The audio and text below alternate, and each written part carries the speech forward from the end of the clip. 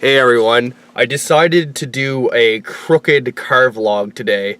It's actually, I think it's day 6 in my process of quitting smoking. As I said, I did have one smoke, but since then I still have been clean. I didn't go really too far off course there. Over the last maybe 5 days, my emotions were a lot more aggressive and kind of just like powerful inside of me. I like to be sarcastic and blunt and make fun of people every once in a while. We're on day 6, and for this video I actually wrote a few things down. This one's about reasons why I'm quitting smoking. When I take on a project that is very difficult, there's going to be a lot of emotions that are attached to thoughts that come up. There's going to be a lot of excuses that are very convincing and powerful in your mind, like maybe procrastination thoughts like, oh, maybe I'll start tomorrow and have this just this one, or hey, I'm having my friend over who smokes and I haven't seen him in a while and I want to bond with him over a smoke.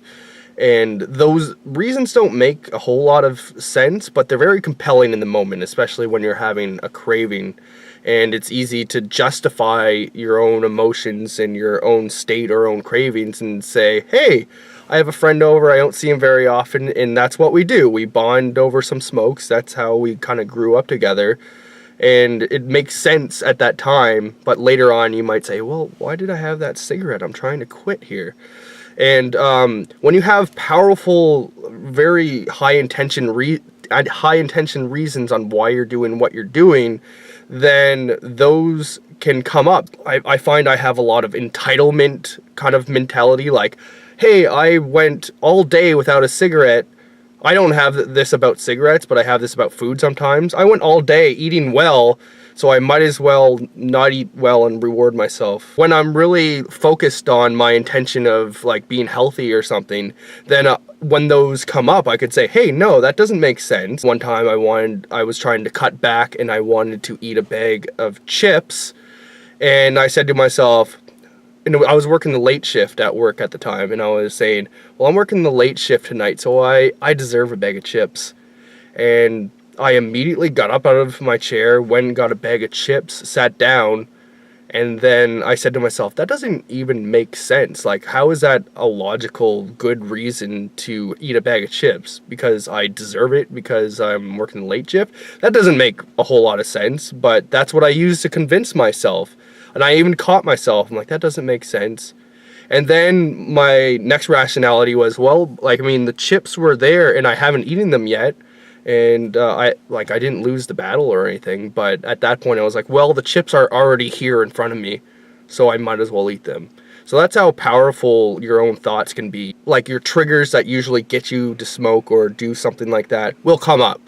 So having good reasons, like real solid reasons of why you're doing something, will really help and will get you back on path and keep you grounded in what you're doing, rather than just making some random goal and just going for it. Like, you could learn a lot, but you're gonna do a lot better if you have strong intentions and reasons of why you're doing something. Quitting smoking, for me, I don't want to have diseases. Like, there's friggin' pictures of diseases and like all this crap that you could possibly get on every cigarette carton, and I find myself and other people really just repress those and learn to ignore those. I even heard a point one time, my friend said it would probably be easier for people to quit smoking if they had empowering quitting stories, but of course the cigarette companies aren't trying to make you quit.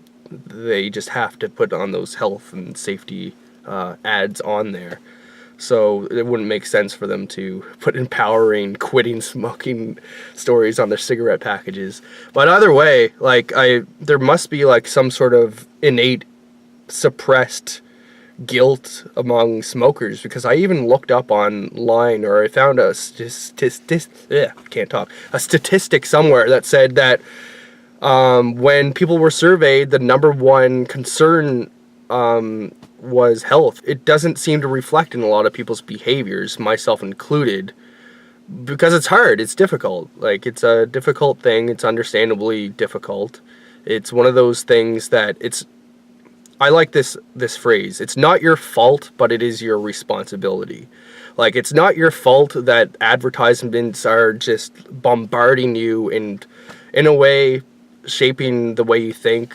And, you know, they know what they're doing. They know the psychological tricks to make you buy food or buy certain things. There's a huge materialistic mentality that, like, happens in the 21st century, really. So, like, there's plenty of stuff you have to deal with, like advertisements, your lifestyle, and, you know, that's not your fault that happened. That's just the way it is. But at the same time, you can't let stuff like that be an excuse. Like,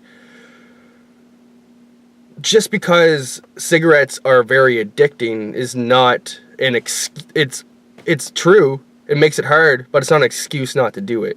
And it's easy to make an excuse because something is hard, I guess.